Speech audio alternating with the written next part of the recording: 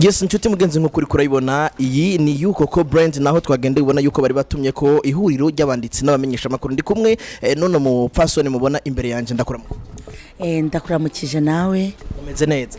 Ego tumeze neza cyane, ngewe nitwa Dr. Uwera Claudine, nkaba ndi umunyamideli ndetse nkaba ari nanjye wa nyiri yishirahamwe nshasha yitwa Yukoko brand. Uwera Claudine Dr.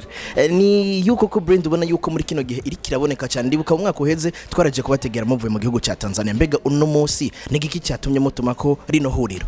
Ndagira ngo nongere mbenyesha abarundi encore ko ngiye kongera kugenda hanze y'igihugu n'ubundi muri Swahili Fashion Week, noneho natumiwe kandi uburundi bwacaguwe kuko twaragiye tubereka ibitangaro turabakorera udushya twinshi, babona yuko bagomba kuducagura kugira ngo uburundi bube bafite abanyamideli bakomeye bakoze akazi neza muri 2020. Murakoze. Ati abanyamideli bakoze neza muri 2020, mbega umurundi ari karakurikirana kino kigano canka ari karababona arazi yuko mu mwaka uheze mwari muvuye Tanzania, mbega igihe mwavi Tanzania mwari muvuye mu biki, uno munsi mugira musubire mu biki? Igihe twari tuvuye Tanzania baraduhamagaye kugira ngo tujye kwerekana imideli n'imico n'akaranga, twari twagiye n'ubundi muri Swahili Fashion Week, bwari ubwa mbere tugiyeyo. Tugezeyo turabatangaza, ni nayo mpamvu baduhisemo tugeye inshuro ya kabiri. Urumva n'ubundi dusubiye muri Swahili Fashion Week tuzerekana imideli, ariko noneho tuzanatorwa mu banyamideli bakoze akazi neza muri 2020.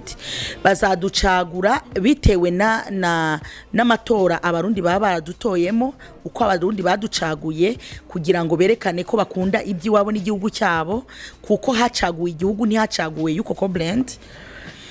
Hanyuma badufashije bakadutora, bazaba batoye igihugu agashimwe dukabakazana iwacu. Ubushize twari tugiye kwerekana gusa, ariko ubu tugiye no mwihiganwa ryo kugira ngo tuzane agashimwe iwacu nk'abantu b'abanyamideli bakomeye hano muri Afrika. Murakoze. Twari tugiye kwerekana uno munsi tugiye mwihiganwa, uravuze ati nibashima kudutora kuko ntihagiye Yukoko brand ahubwo hagiye igihugu, hagiye kwerekanwa ibendera ry'igihugu. Uno munsi umurundi ari karagukurikirana yaburi ngaha canke hanze y'igihugu, yo batora aciye kugira ngo ahiteke ico gihugu? Murakoze cyane, nibyo nari ndi kubabwira, biroroshe cyane.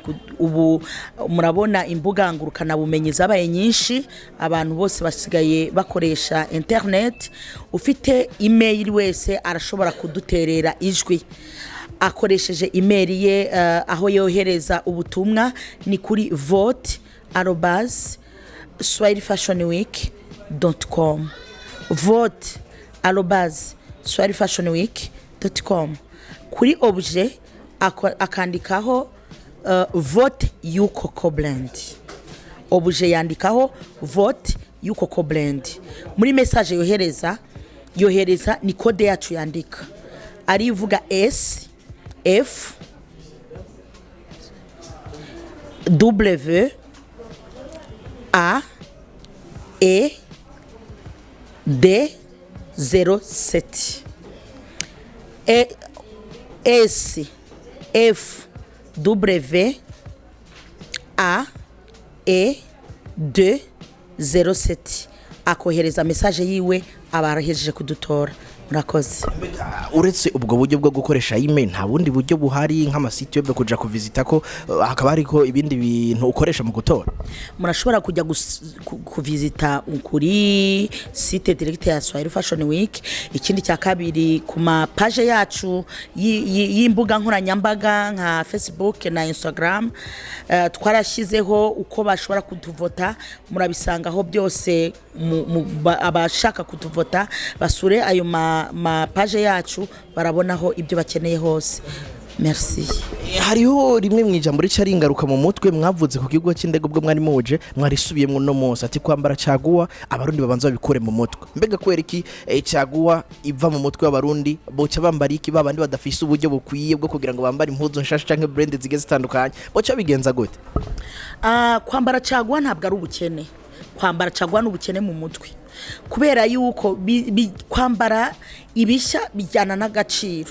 Urabona umuntu w'umugabo serugo yambaye ikintu undi mugabo yambaye akagera ubwo yumva kirambiwe akagita yamara kugita bakayora bakavuga bati tujyanye muri Afrika abanyafrika baragayitse nta kibazo tubaha umucafu tubaha iki barambara kuko nta bundi buryo dufite jewe rero intambara yanjye agahinda kanje mission yanjye nugufasha abarundi gukreya isi nziza mu barundi n'agaciro kayo nugufasha abarundi kwambara ibishasha turi kugerageza kuzana imashini nziza turi kugerageza gukora impuzu ziciriritse zoroshe zikura ku giciro cyiza kimwe n'iziva za Uganda n'iziva za Kenya n'iziva za hehe kugira ngo abarundi bose bashobora kwambara impuzu ncaca birasuzuguritse biragayitse ko umuntu wumva yambaye pubere ntushobora kumva unezerewe uryohewe uberewe kandi wambaye umucafu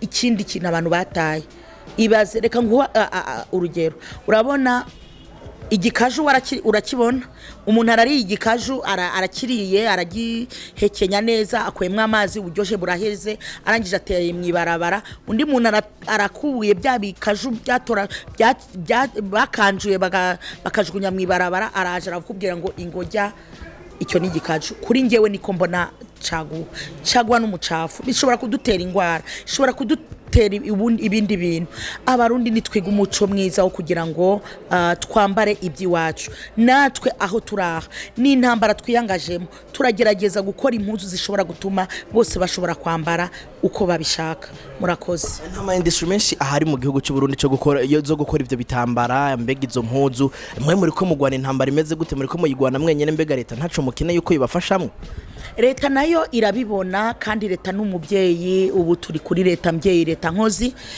iragerageza kudufasha uko ishoboye cyane cyane ndetse no muri aya mahiganwa leta yagerageje kudufasha hari abantu bo muri leta bagerageje kudufasha baratwumviye hanyuma dukomeza kubibutsa ko bafata itegeko nkama bakirukana burundu uwo mucafu baza kumena iwacu uko bashaka ineza y'abanyagihugu kandi ndabizi bazabikora bakure uwo mucafu wacaguwa ku butaka bw'u Burundi abarundi barashobora gushona impuzu hanyuma nkashishikariza abandi barundi babashoramari bashaka gushora imari mu bucuruzi ko igisata kimideri kiri gusa kikiraho abantu bashobora gushoramo amahera yabo urabona buri muntu wese arambaye tuzakenera kwambara igihe cyose abantu bose bashobora gushora amahera mu mideri bagakora muri textile nkuko twabyita mu gifaransa nka free textile niyo yonyine n'abandi bose bazi benshi baze